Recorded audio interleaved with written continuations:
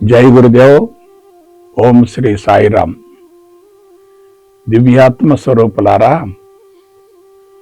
ఆధ్యాత్మిక మార్గం అనేది అంతు తెలియని లోతైనటువంటి మహాసముద్రం లాంటిది. ప్రవేశించే కొలది, తెలుసుకునే కొలది, తెలుసుకున్నది తక్కువగా ఉంటుంది, తెలుసుకోవలసింది అనంతంగా ఉంటుంది. అందుకే మీరు ఆధ్యాత్మిక మార్గంలోకి ప్రవేశించినటువంటి వ్యక్తులను జాగ్రత్తగా పరిశీలించండి. తీవ్రమైనటువంటి అసంతృప్తితో ఉంటారు. ఒకవైపు భౌతికవాదంలో ఉన్నటువంటి వ్యక్తులకి అసంతృప్తి ఉంటుంది. ఆధ్యాత్మిక మార్గంలోకి ప్రవేశించిన వ్యక్తులకి అసంతృప్తి ఉంటుంది. కానీ భౌతికవాదపు అసంతృప్తి కన్నా ఆధ్యాత్మిక అసంతృప్తి అతి ప్రమాదకరమైంది. ఇంద్రియాలు చైతన్యవంతంగా ఉన్నంత వరకు, కోరికలు తీరేంత వరకు భౌతికవాదపు మత్తు ఉంటుంది. కోరికలు తీరిన తర్వాత ఎంతో కొంత మేరకు సంతృప్తి ఉంటుంది. అనుభవించాను అనేటటువంటి సంతృప్తి ఉంటుంది. కానీ ఆధ్యాత్మిక మార్గం అది కాదే. అంతు తెలియనటువంటి లోతైనటువంటి మహాసముద్రము అన్నాను కదా. అటువంటి మహాసముద్రంలోకి ప్రవేశించడం చాలా సులభం కదా. కానీ లోతు తెలుసుకోవటం బహు కష్టతరం కదా. లోతు తెలియలేదనుకోండి, ఏమవుతుంది? అసంతృప్తి మిగులుతుంది. ఇప్పుడు జరుగుతున్న పొరపాటు అది. ఆధ్యాత్మిక మార్గంలోకి విపరీతంగా ప్రవేశిస్తున్నారు. ఎందుకు ప్రవేశిస్తున్నారు? మిగతా విధానాలన్నీ కూడా సమూలంగా వైఫల్యం చెందుతున్నాయి. ఆధ్యాత్మిక మార్గం అనేది భగవంతుని గురించి తెలియజేసేది, భగవంతుడికి సంబంధించింది. భగవంతుడు సర్వాంతర్యామి కాబట్టి భగవంతుడి యొక్క అండదండలతోటి, ఆశీస్సులతోటి సమస్యల నుండి, జబ్బుల నుండి సమూలంగా బయటపడవచ్చు అనేటటువంటి భావనతోటి ఆధ్యాత్మిక మార్గం వైపు అందరూ కూడా పరుగులు తీస్తున్నారు. అది తప్పు మాత్రం కాదు. ఎందుకంటే అవసరమే అన్వేషణకు దారి తీస్తుంది కదా. అవసరం లేకుండా అన్వేషణ జరగదు. అన్వేషణ జరిగిందంటే పరిణామం జరుగుతుంది. పరిణామం జరిగిందంటే తప్పనిసరిగా ఫలితం వస్తుంది. అందువల్ల అందరూ కూడా ఆధ్యాత్మిక మార్గం వైపుకు మళ్ళుతున్నారు. అయితే ఒక విషయం చెప్తున్నాను. ఆధ్యాత్మిక మార్గాన్ని గురించి బోధించడం చాలా సులభం. ఆ మార్గంలో పరిణతి చెందటం బహు కష్టతరం. ఎందువల్ల? బలమైనటువంటి సంస్కారాలు అంతరంగ శుద్ధికి అవరోధం అవుతాయి. తనను తాను ఉద్ధరించుకోవాలి అనేటటువంటి భావన కన్నా కూడా బాహ్యముఖ ప్రయాణం వైపుకు మనిషి మళ్ళీ ప్రపంచాన్ని ఉద్ధరించే ప్రయత్నం చేస్తాడు. తనను తాను సరిచేసుకునేటటువంటి ప్రయత్నానికి స్వస్తి పలికి ప్రపంచాన్ని సరిచేసేటటువంటి ప్రయత్నం చేస్తాడు. ఎప్పుడైతే ప్రపంచాన్ని సరిచేయటం ప్రారంభించారో అప్పుడు ఏమవుతుంది?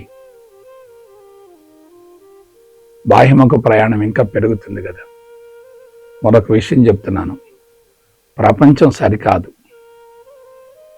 అనంతమైనటువంటి ప్రపంచాన్ని అల్పమైనటువంటి జీవితంతో సరిచేయటం ఎలా సాధ్యమవుతుంది? ఆలోచించండి. ఒక వ్యక్తి మరొక వ్యక్తిని మార్చడం అనేది ఎక్కడా లేదే. ఎవరి సంస్కారాలు వాళ్ళవి, ఎవరి జీవితం వాళ్ళది, ఎవరి ఆలోచనలు వాళ్ళవి, ఎవరి కర్మలు వాళ్ళవి, ఎవరి ప్రపంచం వాళ్ళది. తన చుట్టూ సొంత ప్రపంచాన్ని సృష్టించుకొని ఆ ప్రపంచంలో బందీ అయినటువంటి వ్యక్తిని బయటకు తీయటం అనేది సాధ్యం కాదు. అందువల్ల మనకి అసాధ్యమైన దాన్ని పట్టుకుంటే ఏమవుతుంది? అసంతృప్తి పెరుగుతుంది. మరి మనకేం కావాలి? అసాధ్యమైనది వద్దు, సుసాధ్యమైనదే కావాలి.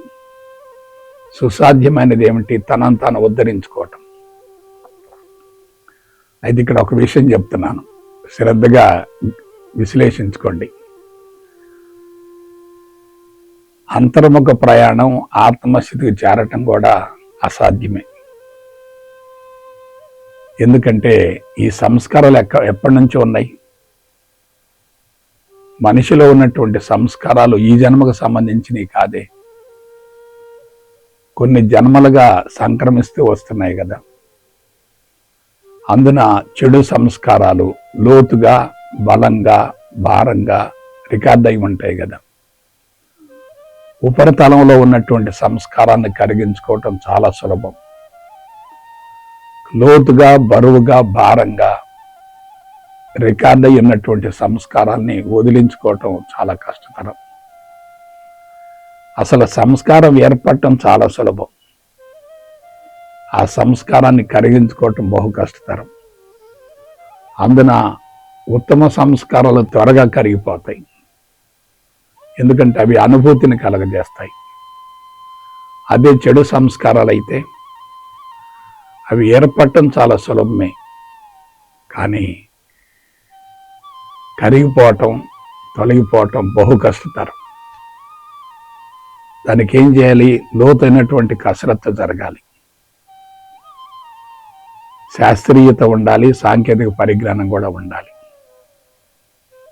అయితే ఆకస్మికంగా ఆత్మస్థితికి వెళ్ళటం సాధ్యం కాదు కాబట్టే ఋషులు పురాణాలు, ఇతిహాసాలు, తర్వాత కొన్ని ప్రత్యేకమైనటువంటి కావ్యాలు మనకు అందించడం జరిగింది. ఆధ్యాత్మిక మార్గంలో ప్రవేశించినటువంటి అనేక మంది వ్యక్తులు తమ స్వయం అనుభవాన్ని పుస్తకాల రూపంలో తెలియజేయటం జరిగింది. అటువంటి మహానుభావుల యొక్క జీవితాలను గురించి మనం లోతుగా అధ్యయనం చేసేటట్లయితే కొన్ని ఆసక్తికరమైనటువంటి అంశాలు వెలుగులోకి వస్తాయి. అది ఇక్కడ ఏం జరుగుతుంది? ఆధ్యాత్మికతకు పురాణ గాథలకు మధ్య కాంట్రవర్సీ ఉంటుంది. పురాణ గాథలన్నీ కూడా మనిషిని ఆధ్యాత్మికత వైపుకు మళ్లించడం కోసం కథల రూపంలో ఉంటాయి. అదే సైన్సు, సాంకేతిక పరిజ్ఞానంతో కూడినటువంటి ఆధ్యాత్మికత ఎలా ఉంటుందంటే రుజువులు లేకుండా విశ్వసించే అవకాశం ఉండదు. తప్పనిసరిగా రుజువులు ఉండాలి, ఆధారాలు కూడా ఉండాలి. రుజువులు, ఆధారాలు ఉన్నాయి అనుకోండి, అనుమానాలు మొత్తం పటాపంచలవుతాయి. రుజువులు, ఆధారాలు లేవు అనుకోండి, అనుమానం ఇంకా పెరుగుతూ ఉంటుంది. ప్రస్తుతం మానవులంతా ఎలా ఉన్నారు, ప్రత్యేకించి మేధావులు ఎలా ఉన్నారు? సైన్సు, సాంకేతిక పరిజ్ఞానంలో శరవేగంతో దూసుకుపోతున్నారు. ఇప్పుడిప్పుడే సైన్సు, సాంకేతిక పరిజ్ఞానపు దుష్ఫలితాలను గురించి తెలుసుకుంటున్నారు. వాటిని వ్యతిరేకించడం లేదు, కానీ వాటి ప్రభావంతో ప్రపంచం ఏ విధంగా పతనం అవుతుంది అనే దాని గురించి కొంతమంది అవగాహన గావించుకుంటున్నారు. అందువల్ల మనం ఏం చేయాలి? పురాణాలను, ఇతిహాసాలను వ్యతిరేకించకూడదు. వాటిల్లో ఉన్నటువంటి శాస్త్రీయతను స్వీకరించగలగాలి. ఒక చిన్న ఎగ్జాంపుల్ చెప్తాను. కురుక్షేత్ర సంగ్రామము అంటున్నారు. అక్కడ 2 వర్గాలు ఉన్నాయి. ఒకటి పాండవులు, 2 కౌరవులు. కౌరవులు ఎక్కువ మంది ఉన్నారు, పాండవులు 5గురే ఉన్నారు. కానీ పాండవులకు అండగా ఎవరున్నారు? భగవంతుడు ఉన్నాడు. కౌరవులకు అండగా ఎవరున్నారు? రెచ్చగొట్టేటటువంటి వ్యక్తులు ఉన్నారు, వివాదాలను సృష్టించేటటువంటి వ్యక్తులు ఉన్నారు. అక్కడ విషయం ఏంటంటే పాండవులంటే ఉత్తమ సంస్కారాలు, కౌరవులంటే చెడు సంస్కారాలు. ముందు పాండవులు చాలా ఇబ్బందులు పడ్డారు, అంతిమంగా విజయం సాధించారు. కౌరవులు పాండవులను ఇబ్బంది పెట్టారు, అంతిమంగా పతనమయ్యారు. చెడు సంస్కారాలు తప్పనిసరిగా ఉత్తమ సంస్కారాల చేత హరించి వేయబడతాయి. చెడు సంస్కారం కరిగిపోవాలంటే తప్పనిసరిగా ఉత్తమ సంస్కారం ఉండాలి. ఆ విధంగా మహాభారతంలో కురుక్షేత్ర సంగ్రామం అనేదాన్ని వర్ణించడం జరిగింది. కానీ అసలు విషయం ఏంటంటే ప్రతి వ్యక్తి అంతరంగంలో నిరంతరం కురుక్షేత్ర సంగ్రామం జరుగుతూనే ఉంది కదా. ఎలా?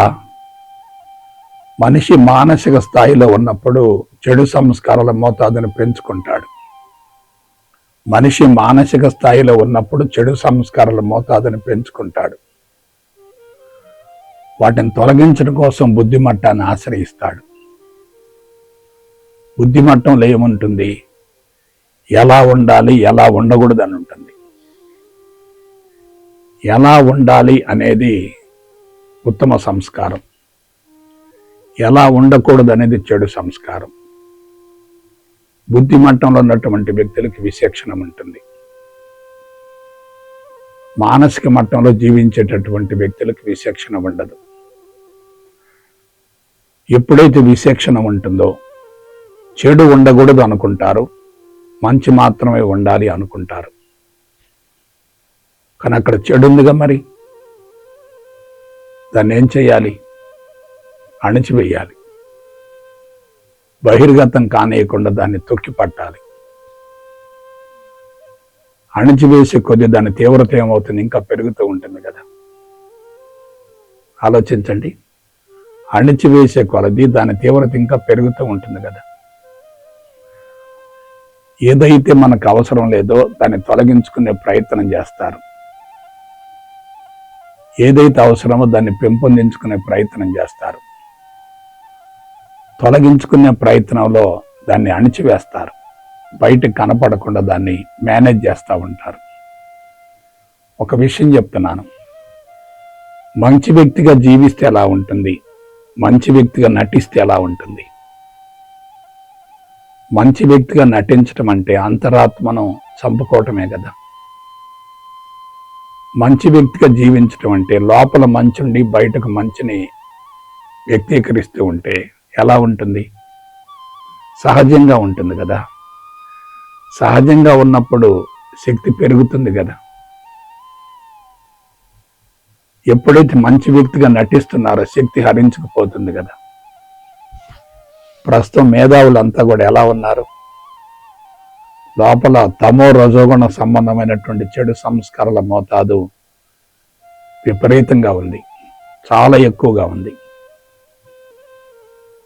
కానీ బయటికి మాత్రం బుద్ధిమంతుల మాదిరిగా కనిపిస్తున్నారు. అక్కడ చెడునేం చేశారు? వాళ్ళు అణిచివేశారు, నొక్కిపట్టారు. చెడుని అణిచివేస్తున్నప్పుడు దాని తీవ్రత ఏమవుద్ది? ఇంకా పెరుగుతుంది కదా. ఆ చెడు బహిర్గతమైందనుకోండి, పరిసరాలన్నీ కలుషితం అవుతాయి కదా. ఇప్పుడు జరుగుతున్న పొరపాటు అది. బుద్ధిమట్టపు స్థాయిలో అందరూ కూడా చెడుని బహిర్గతం కానియకుండా అణిచివేస్తున్నారు. అణిచివేసే కొలది దాని తీవ్రత ఇంకా పెరుగుతుంది. పురాణాల్లో ఉన్నటువంటి గాథలన్నీ కూడా మంచిగా ఉండమని చెప్తున్నాయి, చెడును వ్యతిరేకించమని చెప్తున్నాయి. చెడు వినకు, చెడు కనకు, చెడు మాట్లాడకు అంటే అక్కడ అర్థం ఏంటి? దాని అర్థం ఏంటి? ఇలా ఉండకూడదు, ఇలా ఉండాలి. ఉండకూడదు అనుకున్నప్పుడు దాంతో మనం అంతర్గతంగా పోరాటం చేస్తాం. ఉండాలి అనుకున్నప్పుడు దాన్ని వ్యక్తీకరిస్తూ ఉంటాం, బహిర్గతం చేస్తూ ఉంటాం. కొంచెం ఆలోచించండి. పురాణాలన్నీ కూడా ఆనాటి కాలమాన పరిస్థితులకు అనుగుణంగా ఉపయోగపడ్డాయి, కానీ ఆనాటి కాలమాన పరిస్థితులకు అనుగుణంగా ఉపయోగపడ్డాయి, కానీ ఇప్పుడే ఉపయోగపడవు. ఎందుకు అనుకున్నారు? ఇక్కడ సైన్సు సాంకేతికత తారాస్థాయికి చేరింది. మనిషికి రుజువులు కావాలి, ఆధారాలు కావాలి. రుజువులు ఆధారాలు ఉన్నాయి అనుకోండి, మనిషి తప్పనిసరిగా విశ్వసిస్తాడు, నమ్ముతాడు. రుజువులు ఆధారాలు లేకపోతే మనిషి తిరస్కరిస్తాడు, మార్గాన్నే వ్యతిరేకిస్తాడు. కాబట్టి అందరూ తెలుసుకోవలసినటువంటి నగ్న సత్యం ఏంటంటే, అక్కడ రెండున్నాయి, రెండింటికి మధ్య ఘర్షణ జరుగుతుంది. రెండింటికి మధ్య ఘర్షణ జరుగుతుందంటే ఒకటి గెలుస్తుంది, ఒకటి ఓడిపోతుంది. మహాభారత యుద్ధాన్ని పరిశీలించండి. ఒక వ్యక్తి అగ్ని అస్త్రాన్ని ప్రయోగిస్తాడు, మరొక వ్యక్తి వరుణ అస్త్రాన్ని ప్రయోగిస్తాడు. అగ్ని అస్త్రం అంటే ఏమిటి? చెడు సంస్కారం. వరుణ అస్త్రం అంటే ఏమిటి? ఉత్తమ సంస్కారం. కాబట్టి ఉత్తమ సంస్కారంతో చెడు సంస్కారాన్ని కరిగించి వేయాలి. కానీ అక్కడ ఘర్షణ జరుగుతుంది అనుకోండి, కరిగిపోకపోగా అది ఇంకా బలోపేతం అవుతుంది కదా. కాబట్టి ఇక్కడ ఆధ్యాత్మికతను పాతకాలపు విధానంతో అందించటం, అందుకోవటం సాధ్యం కాదు. అత్యాధునిక నవీన శాస్త్రీయ సాంకేతిక పరిజ్ఞానాన్ని ఉపయోగించాలి.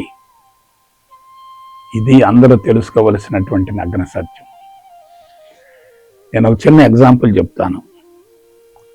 పురాణాలలో స్వర్గాన్ని గురించి, నరకాన్ని గురించి ప్రస్తావించబడింది. స్వర్గంలో నివసించే వాళ్ళు దేవతలు, స్వర్గంలో నివసించే వారి దేవతలు, నరకానికి వెళ్ళే వాళ్ళంతా రాక్షసులు. అక్కడ స్వర్గం నరకాన్ని ఎందుకు సృష్టించారు? నువ్వు చేసేటటువంటి కర్మల వల్ల భవిష్యత్తులో ఇటువంటి దుష్ఫలితాన్ని అనుభవిస్తావు, జాగ్రత్తగా ఉండమని హెచ్చరించటమే ఆ స్వర్గం నరకాలు. నువ్వు మంచి చేసావనుకోండి స్వర్గానికి వెళతావు, చెడు చేసావనుకోండి నరకానికి వెళతావు. స్వర్గంలో ఎవరుంటారు? దేవతలు ఉంటారు. నరకంలో ఎవరుంటారు? రాక్షసులు ఉంటారు. నరకంలో శిక్షను అనుభవించవలసి వస్తుంది, స్వర్గంలో సకల భోగ భాగ్యాలను అనుభవించవలసి వస్తుంది. ఇది స్వర్గం నరకాల యొక్క కాన్సెప్ట్. అసలు విషయం ఏంటి? మన కళ్ళ ముందు డెడ్ బాడీ ఉంది కదా. అక్కడ మనిషి చనిపోయాడు, డెడ్ బాడీని ఇక్కడే వదిలేసిపోయాడు కదా. మరి బయటికి వెళ్ళింది ఏమిటి? సూక్ష్మ శరీరం బయటికి వెళ్ళింది. సూక్ష్మ శరీరం చెడు సంస్కారాలతో ఉంటే అతను నివసించే ప్రాంతం నరకంగా ఉంటుంది. సూక్ష్మ శరీరం ఉత్తమ సంస్కారాలతో ఉంటే అతడు నివసించే ప్రాంతం స్వర్గంగా ఉంటుంది. స్వర్గం పైనుంది అంటారు, నరకం కిందుంది అంటారు. స్వర్గంలో ఉన్నా నరకంలో ఉన్నా అక్కడ భౌతిక శరీరాలు లేవు కదా, సూక్ష్మ శరీరాలే ఉన్నాయి కదా. సూక్ష్మ శరీరాలు కంటికి కనిపించవు కదా. కాబట్టి కంటికి కనిపించినటువంటి సూక్ష్మ శరీరాలతో కూడి ఉన్నవే స్వర్గం నరకాలు. ఇది అద్భుతమైన కాన్సెప్ట్. మన కళ్ళ ముందే స్థూల శరీరం దహనం గావించబడుతుంది, పూడ్చిపెట్టబడుతుంది. మరి బయటికి వెళ్ళింది ఏమిటి? సూక్ష్మ శరీరం. అది కంటికి కనిపించదు. మరి సూక్ష్మ శరీరంతో సకల భోగ భాగ్యాలు అనుభవించడం ఏమిటి? అది సాధ్యం కాదు కదా. స్వర్గంలో ఉన్నటువంటి వ్యక్తి భోగాలను అనుభవించడం లేదు, నరకంలో ఉన్నటువంటి వ్యక్తి శిక్షించబడటం కూడా లేదు. మరి అవి ఎందుకున్నాయండి? జాగ్రత్తగానండి. మనిషి చనిపోయిన తర్వాత మిగిలినటువంటి కర్మలను కరిగించుకోవాలి.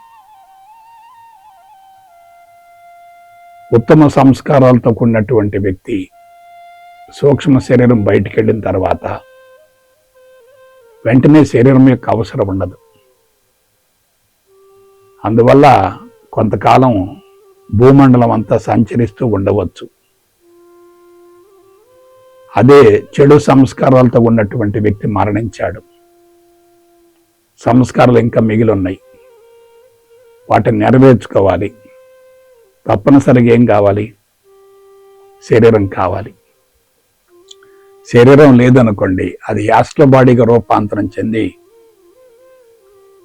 భౌతిక శరీరం కోసం పరుగులు తీస్తూ ఉంటుంది, పరితపిస్తూ ఉంటుంది, ఆరాటపడుతూ ఉంటుంది. భావసారూప్యం ఉన్నటువంటి భౌతిక శరీరం కనిపించలేదనుకోండి, దొరకలేదనుకోండి, అతను తిరుగుతూ ఉంటాడు, నరక యాతనను అనుభవిస్తూ ఉంటాడు. అదే నరకం అంటే. కాబట్టి స్వర్గం అనేది ఉత్తమ సంస్కారాలతో ఉన్నటువంటి సూక్ష్మ శరీరాల నిలయం అవుతుంది. నరకం అనేది చెడు సంస్కారాలతో ఉన్నటువంటి సూక్ష్మ శరీరాల నిలయం అవుతుంది. మనం ఎక్కడికి వెళ్ళాలి? స్వర్గానికి వెళ్ళాలి. అంటే ఏం చేయాలి? మంచి పనులు చేయాలి.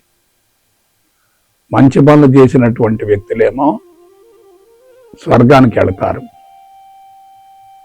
చెడు కర్మలు చేసినటువంటి వ్యక్తులు నరకానికి వెళతారు. ఇదెంత మంచి కాన్సెప్ట్ మీరు ఆలోచించండి. కాబట్టి స్వర్గం నరకం అనేవి పురాణాల్లో సృష్టించబడ్డాయి. స్వర్గానికి అధిపతి ఇంద్రుడట, నరకానికి అధిపతి యమధర్మరాజట. ఇక చిత్రగుప్తుడిని అక్కడ ఉంచారు. ఆయన ఎవరు?